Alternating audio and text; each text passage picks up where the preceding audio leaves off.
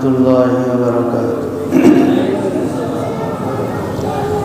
إن الحمد لله نحمده ونستعينه ونستغفره ونؤمن به ونتوكل عليه ونعوذ بالله من شرور أنفسنا ومن سيئات أعمالنا.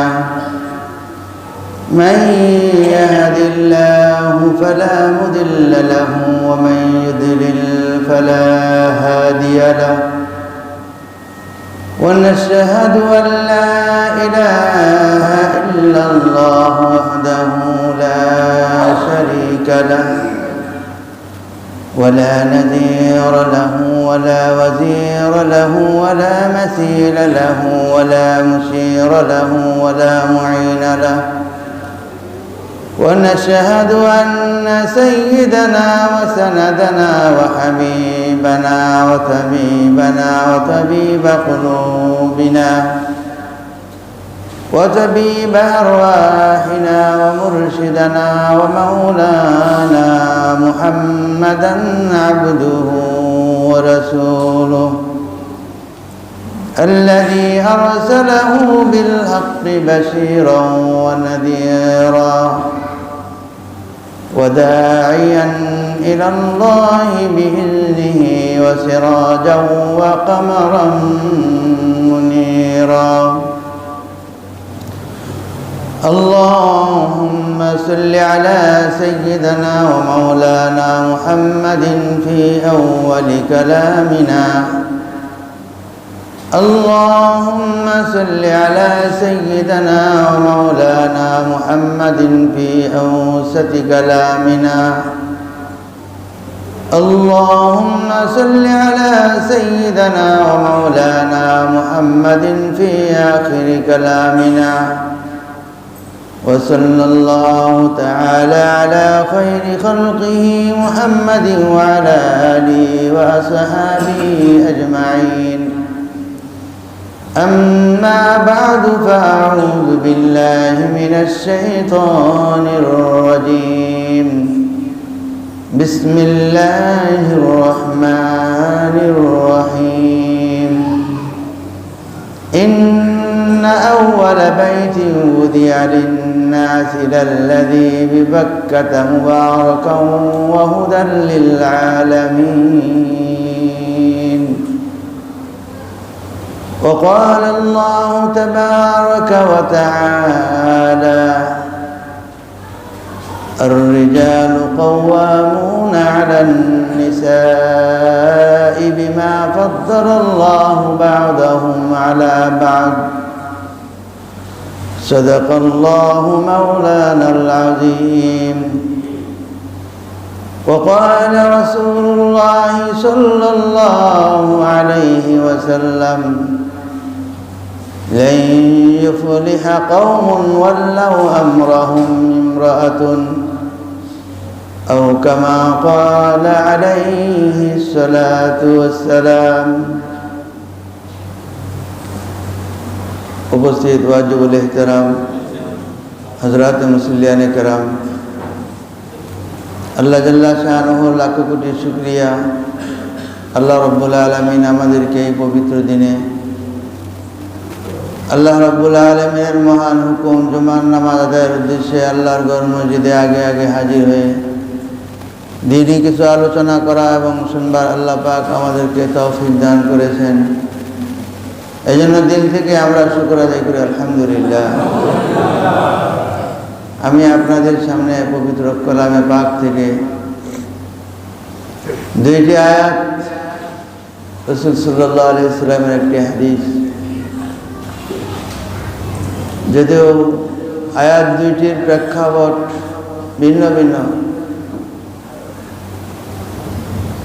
বর্তমান পরিস্থিতির উপরে নির্ভর করে কিছু সব আলোচনা, কিছু ধারণা আমাদের রাখা প্রয়োজন।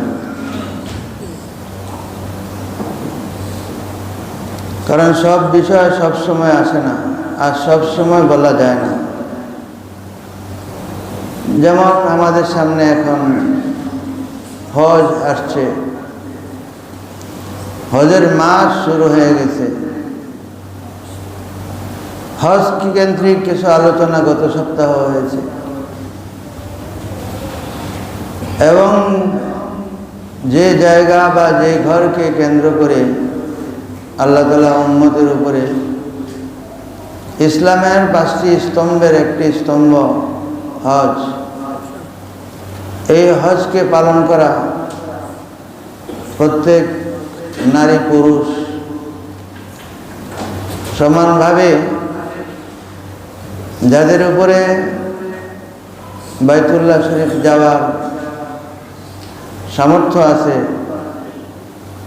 শারীরিক এবং অর্থনৈতিক দুইটি সক্ষমতা যাদের আছে, তাদের উপরে হজ ফরজ হয়। পুরুষদের উপরে যেমন হজ ফরজ, নারীদের উপরে এরকম ফরজ।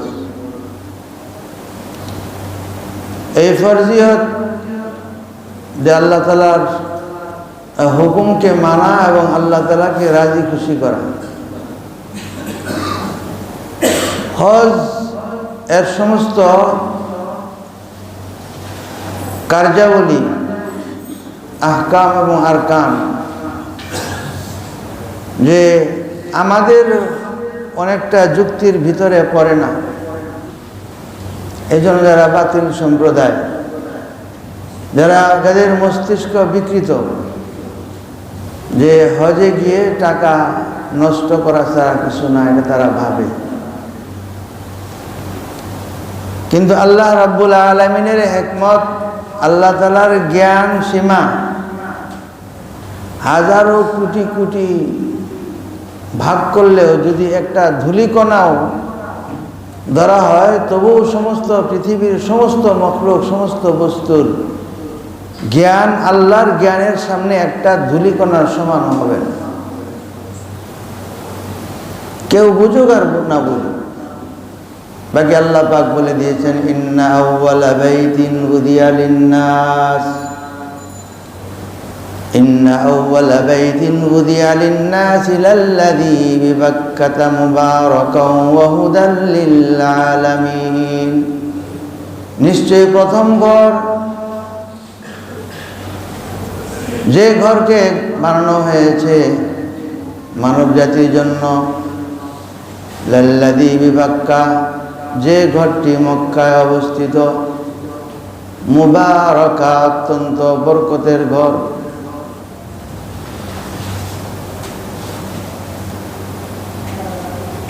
দুই রাকাত নামাজ পড়লে আমলনামার মধ্যে 1 লক্ষ নামাজের সওয়াব দেওয়া।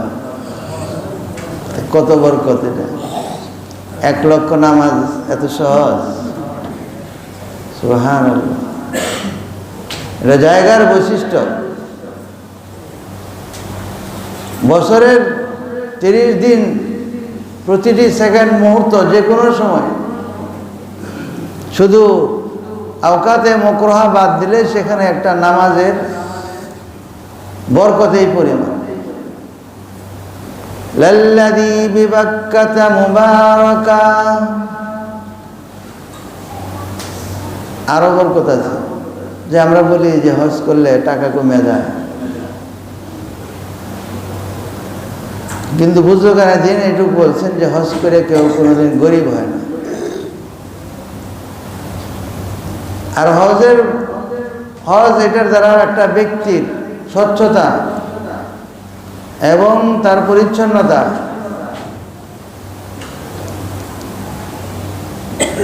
কষ্টি পাথরের মতো যাচাই হয়ে যায়।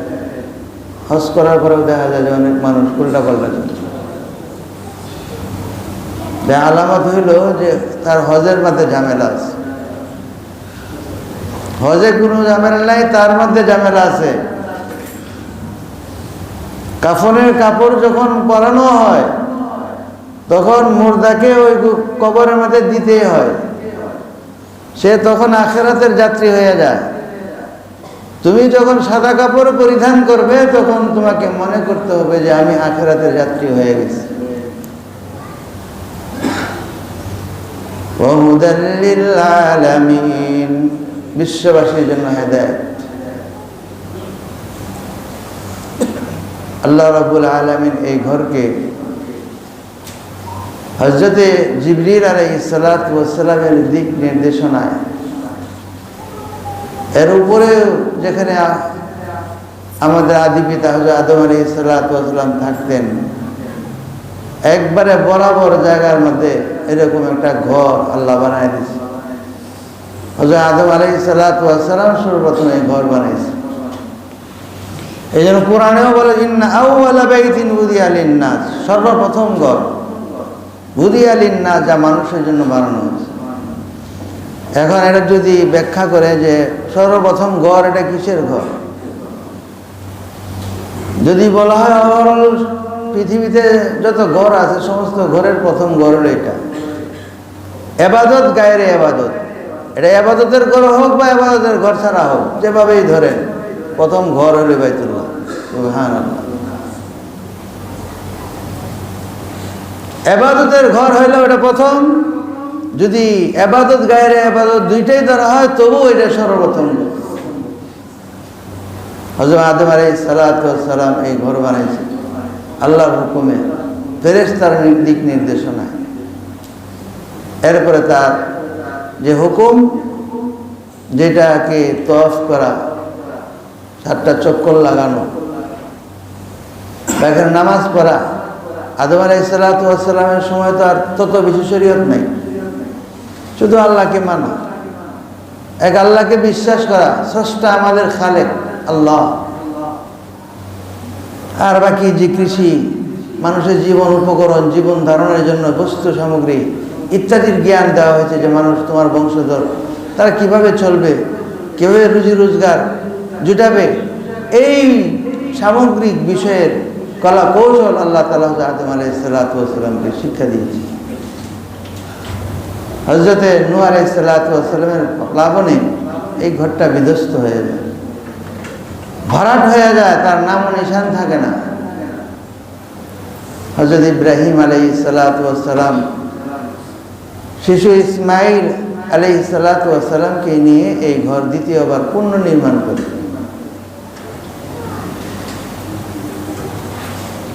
হযরত ইব্রাহিম আলাইহিস সালাতু ওয়াস সালাম এই ঘরকে নির্মাণ যখন করছেন,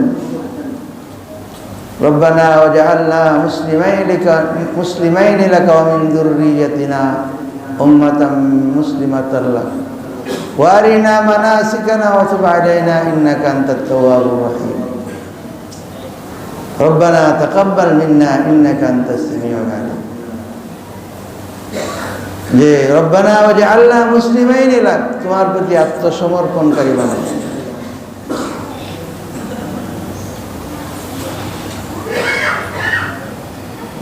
ওয়ারিনা মানাসিকানা, এবং হজের আহকাম আমাকে শিখাই দাও।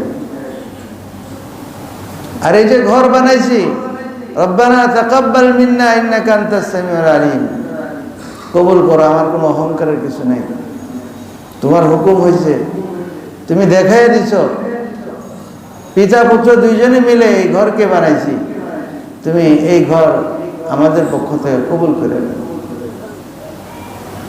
হুদাল লিন্নাস, এইটা মানুষের জন্য হেদায়েত।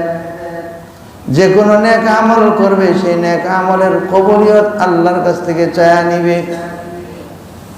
মানুষে কি বললো না বললো, কি কয় না কয়, ঘর করলাম, ঘর বানাইলাম, বা এই করে দিলাম, রাস্তাঘাট বানায় দিলাম, ব্রিজ বানায় দিলাম, কত কিছু করে দিলাম, মানুষ কৃতজ্ঞতা জ্ঞাপন করে না। তুমি মানুষের কাছ থেকে কিছু চাওয়ার আশা করো না, আল্লাহর কাছে চাও। যদি চাওয়ার থাকতো, অধিকার ছিল হয়তোবা, কিন্তু হযরত ইব্রাহিম আলাইহিস সালাতু ওয়াস সালাম এত বড় কাজ করলেন, কিন্তু এর কবুলিয়ত আল্লাহর কাছ থেকে চাইলেন। হযরত ইব্রাহিম আলাইহিস সালাতু ওয়াস সালামের পরে তৃতীয়বার এই পুনর্নির্মাণ এই ঘরের করে কুরাইশরা। যখন অনেক দিন চলে যায়, একটা ঘরের কিছু নষ্ট হয়ে যায়, সব সময় তো থাকে না, যত্ন আত্মি যেভাবে করার পরে তাও দেখা যায় অনেক সময় কোনো কিছু একটা ভেঙে যায়, বা ছুটে যায়, নষ্ট হয়ে যায়। তৃতীয়বার এই নির্মাণ কাজ কুরাইশ তারা করে।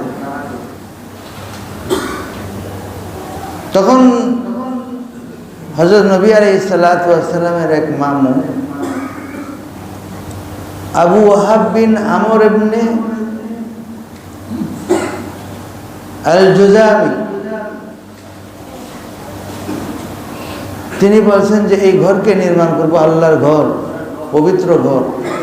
আল মাখজুমি এই গোত্রের লোক, যে পবিত্র ঘর, এই পবিত্র ঘরের মধ্যে একমাত্র হালাল যে সম্পদ আছে, হালাল সম্পদেই ব্যবহার, হারাম কোনো মাল এই মসজিদে আল্লাহর ঘরের মধ্যে ব্যবহার হবে না।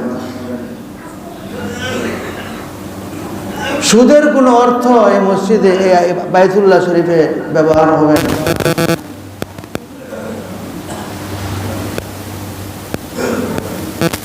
জিনা ব্যভিচারের কোনো অর্থ এখানে লাগবে না।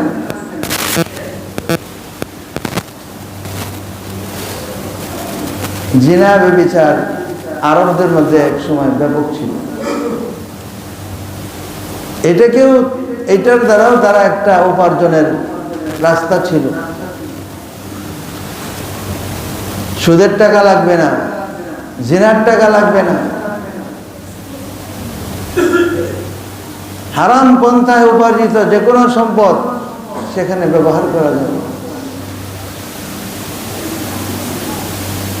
এই জিনা যেটা আরব জাহিলিয়তের প্রথা এবং তাদের নিয়ম নীতি ছিল, হযরত মুহাম্মদ সাল্লাল্লাহু আলাইহি সাল্লামের উসিলায় জাহিলিয়তের সমস্ত নীতি আদর্শকে আল্লাহ তাআলা শেষ করে দিয়েছেন। কুল জাআল হক ওয়া যাহাকাল বাতিল ইন্নাল বাতিলা কানা যাহুকা। সুতরাং জিনার বৈধতা ইসলাম এবং মুসলমান কোনোভাবেই দিতে পারে না। জিনার উপার্জন কোনোদিন এটা হালাল হবে না।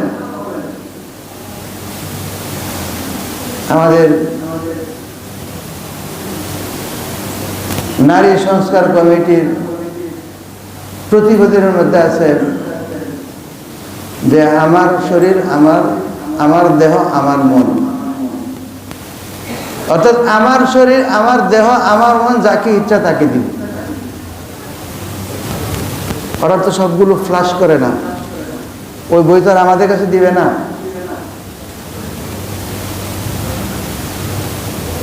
যেটুকু আছে, যেগুলো ফাঁস হয় সেখানে ইনায় বিনায় বিভিন্ন জবাব দেওয়ার চেষ্টা করে, এটা তো হচ্ছে, এটা তো বাধ্যতামূলক না, এরকম সেরকম। কিন্তু আসল জায়গাগুলো যেগুলো চিহ্নিত করে বলার দরকার, এগুলোকে বলে না।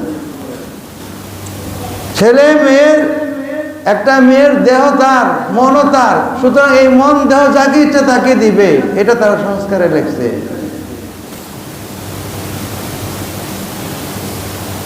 আমার দেহ আমার মন যাকে দেওয়ার, যাকে ইচ্ছা তাকে দেওয়ার অধিকার কি আল্লাহ দিয়েছেন? এই যে শরীরের আমার যে হাতটা আছে, আমার পাও আছে, চোখ আছে, এগুলো সব আল্লাহ দেওয়া আমানত। তুমি মনে করো যে আমার এই হাতটা আমার, নো, এই হাতটা আমার না, জবান আমার না, ব্রেইন আমার না, হাত পা কোনোটাই আমার না। এই সব কিছু আল্লাহ তাআলা আমার কাছে আমানত রাখছে। এই আমানতের তুমি খেয়ানত করবা? কোনোভাবেই না।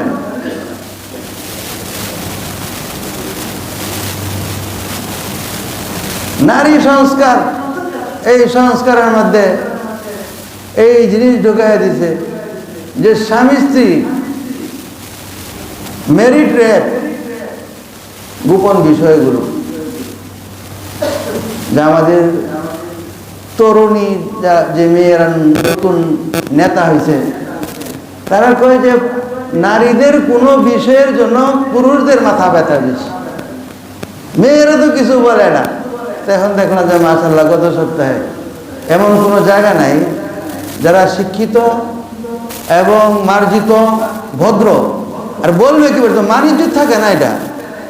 কারণ স্বামীকে ঘর থেকে বের করে, স্বামী কোথায় যাবে, ভাই কোথায় গেছে, মেয়ে কোথায় যাবে, বোন কোথায় যাবে, সব অবৈধ কাজের মধ্যে লাগাই দিবে। আর সেখানে এগুলো মুখ দিয়ে কিভাবে বলে, এগুলো একটু মুখে উচ্চারণ করার জিনিস না। এটা যে স্বামী স্ত্রীর যে পরস্পরের পবিত্র যে মেল বন্ধন, তাদের একটা সম্পর্ক একটা আছে, যেটাকে আমরা মনে করি এটা আসলেই পবিত্র এবং পবিত্র বন্ধন এটা, ওখানের মধ্যে যদি একটু মন কষাকষি হয়ে যায়, আর ওই মহিলা স্ত্রী যদি থানা এসে বা কোর্টে যায় মামলা দিয়ে দেয়, ফৌজদারি মামলা আপনি আমার নামে হয়ে যাবে, এই ফৌজদারি মামলা আপনি আমার ঘরের ভিতরে ঢুকাই দিচ্ছেন। ছেলে মেয়ের অবৈধ রিলেশন, এটার মধ্যে কোনো কথা নাই, কিন্তু অবৈধ রিলেশনের পরে যদি যে তাদের ভিতরে সম্পর্ক নষ্ট হয়ে যায়, আর মেয়ে যদি অভিযোগ দায়ের করে তার বিরুদ্ধে যৌন হেনস্থা শিকারের মামলা তার বিরুদ্ধে হয়ে যায়। অবৈধভাবে মেলামেশা করা, এটার জন্য কোনো পানিশমেন্ট নাই, কিন্তু বৈধভাবে স্বামী স্ত্রী, এটার জন্য পানিশমেন্ট আছে। দেন মোহরের কথা বলা নেই।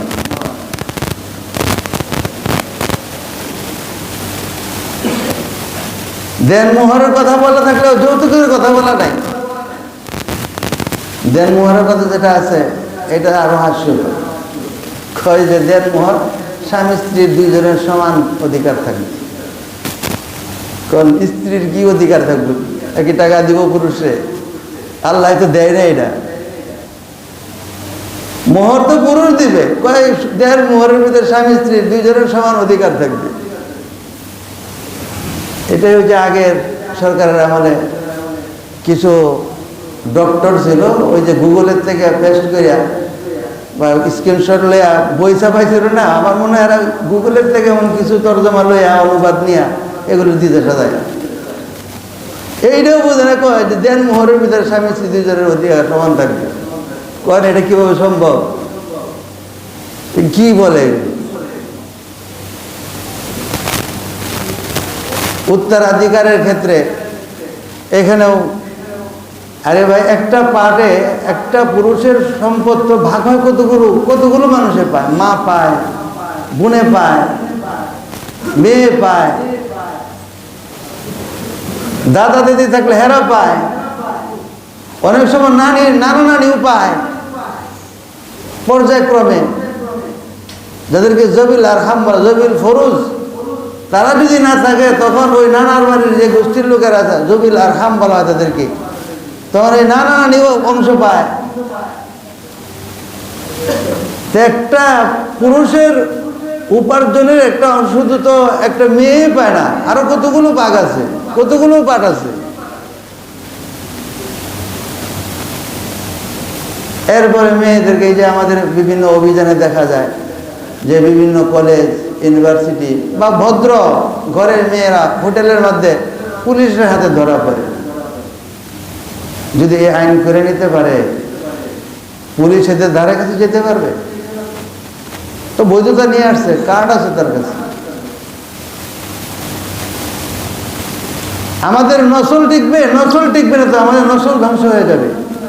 স্বামী স্ত্রী বৈধ সম্পর্ক আছে, এরপরও স্ত্রী যদি এইভাবে যাতায়াত করে আর বৈধতা দেওয়া হয়, তাহলে ওই স্ত্রী বলতে পারবে না তার পেটে যে বাচ্চা আছে এটা কি স্বামীর ঘরের না অন্য কোথাও থেকে নিয়ে আসে। আমাদের নসল টিকবে? নসল থাকবে?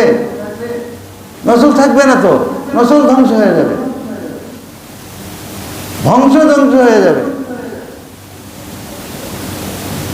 রুচিশীল মেয়েদের ভাষা এগুলো হইতে পারে। তারা কোন শিক্ষায় শিক্ষিত? লা ইউফলিহা কওমুন ওয়াল্লাহু আমরাহুম ইমরাতুন, বুখারী শরীফের হাদিস। যে পুরুষদের কাজ যদি মেয়েরা ঠিক করে দেয়, তাহলে ওই জাতির কোশ্চিনকালেও তাদের সফলতা আসবে না।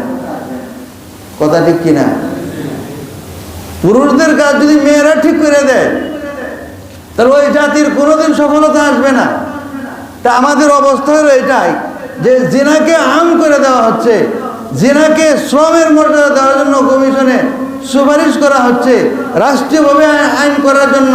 তাহলে ওই জাতির ধ্বংস ছাড়া তার কিছু আসবে না, সফলতা কোথাও থেকে আসবে? আর রিজালু কাওয়ামুনা আলান নিসা বিমা ফাদ্দাল্লাহু বা'দাহুম আলা বা'দ।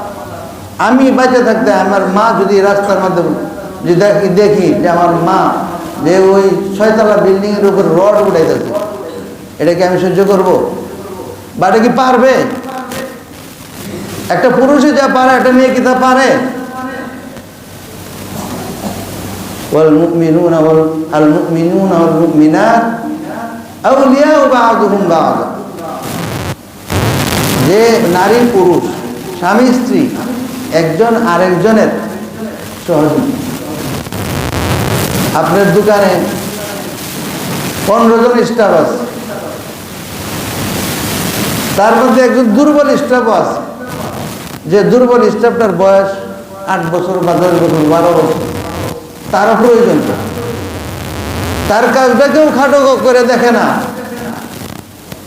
ওই প্রতিষ্ঠানের যিনি কর্ণধার এটাকেও সে ছোট করে দেখে না। যখন ক্লায়েন্টরা আসে তখন তাদের জন্য চা নিয়ে আসে, নাস্তা নিয়ে আসে। এই চা নাস্তা এর দ্বারাও দেখা যায় যে 200 টাকা খরচ করে 2 কোটি টাকার ব্যবসা হয়ে যায়। অথচ ওই ছেলেটার বেতন হয়তো 5,000 বা 10,000 টাকা, সে ছোট মানুষ, কিন্তু তার দ্বারা বিরাট বড় কাজ হয়েছে। কিন্তু তার মর্যাদা আর ওই প্রতিষ্ঠানে যিনি ম্যানেজার আছে ম্যানেজারের মর্যাদা দুজনকে সমান। ম্যানেজারের যে কাজ করতে পারবে সে কি সেই কাজ করতে পারবে? তা আমার মা কি ওই 10 তলার উপরে নিচের থেকে রড উঠাইতে পারবে? তোর সমান অধিকার চাও, সমান অধিকার দিতে চাও, সে কিভাবে রড উঠাবে? এটা তো পুরুষকে সেই শক্তি দিয়ে আল্লাহ তাআলা বানাইছেন। বিমা ফাদ্দাল্লাহু বা'দাহুম আলা বা'দ। আমি যদি বলো যে আমরা তো আল্লাহ টাল্লাহ মানে, তোমরা আল্লাহ মানো না, বাকি জগতের একটা স্রষ্টা হিসেবে স্বীকার করো প্রকৃতি, তাহলে প্রকৃতিকে বলো প্রকৃতি তোমাদের সাথে অবিচার করছে, এই কথা বলো। তোমরা তো প্রকৃতিবাদে বিশ্বাসী, তা প্রকৃতিকে বলো এত বড় অবিচার কেন করলো? এদেরকে বলা হয় প্রগতিশীল। আরে ভাই, তারা প্রগতিশীল, ইসলাম কি প্রগতিশীল না? ইসলাম তো প্রগতিশীল সবচেয়ে বেশি, সবচেয়ে বেশি। হযরত নবী আলাইহিস সালাতু ওয়াস সালামের স্ত্রীদেরকে বা আল্লাহর রাসূল সাল্লাল্লাহু আলাইহি ওয়াসাল্লাম স্ত্রীদেরকে কি মর্যাদা দিয়েছে। এই মা জাতির পায়ের নিচে হলো আমাদের বেহেশত। সুবহানাল্লাহ। তার কি চাই মর্যাদা?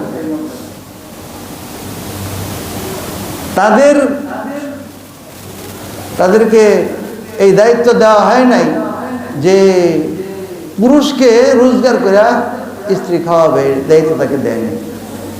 এই দায়িত্ব পুরুষকে দেওয়া হয়েছে। এটা অমর্যাদার না, এটা মর্যাদা। হ্যাঁ, এটা ওই যে একটা জাতি আছে এই বিভিন্ন জায়গায় দেখা হঠাৎ করে একটা এলাকার মধ্যে ছোট ছোট ঘর, কি বলে গেলেন, বাদ্যা বুঝেন, বাদ্যানীরা কিন্তু বাড়ি বাড়ি ঘুরে কামাই করে, আর ওই বাদ্যানীর বেড়া ওই বাচ্চা লয়ে বইয়া থাকে। তা আমাদেরকে ওই বাদ্যানী বানায় বেড়াতে, তো বাদ্যা আর বাদ্যানী হইয়া এটা মর্যাদার না, এটা তার জন্য লাঞ্ছনা। এখন আমাদেরকে সবক দেয় ওই বাদ্যানী। আবার তাদেরকে কমিশনে লেখছে যে মেয়েদের, সাংবাদিকদেরকে হুঁশিয়ারি করিয়া যে মেয়েদের ব্যাপারে শারীরিক পোশাক পরতে হবে, হ্যাঁ, এবং অশালীন হয়ে চলাফেরা করা যাবে না, অনৈতিক কাজে জড়িত হওয়া যাবে না, এই সমস্ত শব্দ লেখা পরিহার করতে হবে। মেয়েরা যদি বিড়ি খায়, সিগারেট খায়, এই বিড়ি খাওয়া, সিগারেট খাওয়া এটা তাদের জন্য, এইটাকে কটাক্ষ করে কোনো কিছু লেখা যাবে না। আবার লেখছে যে নারী নির্যাতনের জন্য মৃত্যুদণ্ড শাস্তি কার্যকর করতে হবে। আবার লেখছে যে মৃত্যুদণ্ড মতো যে শাস্তি, এটা মানবাধিকারের লঙ্ঘন, সুতরাং এই মৃত্যুদণ্ড শাস্তিকে কার্যকর করা যাবে। এরা কি বলে?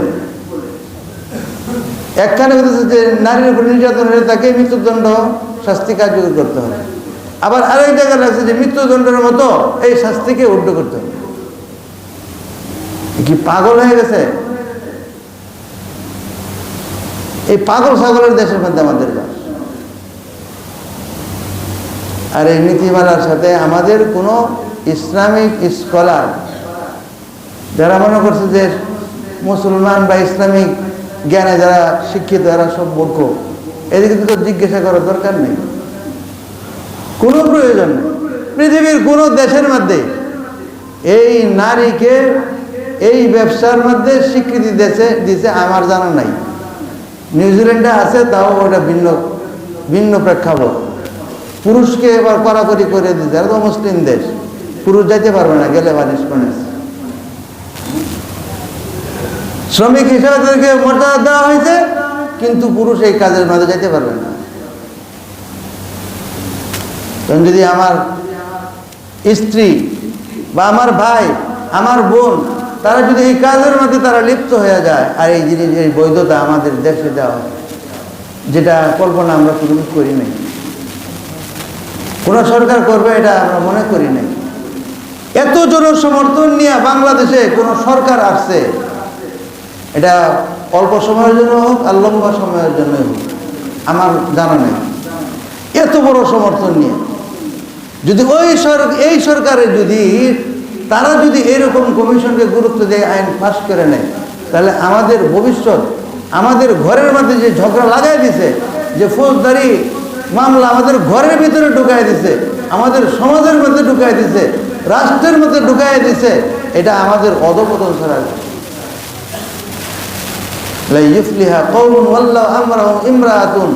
যে জাতির কাজের ঠিক করে দেয় মেয়ে লোক, ওই জাতির সফলতা কোনোদিন আসবে না।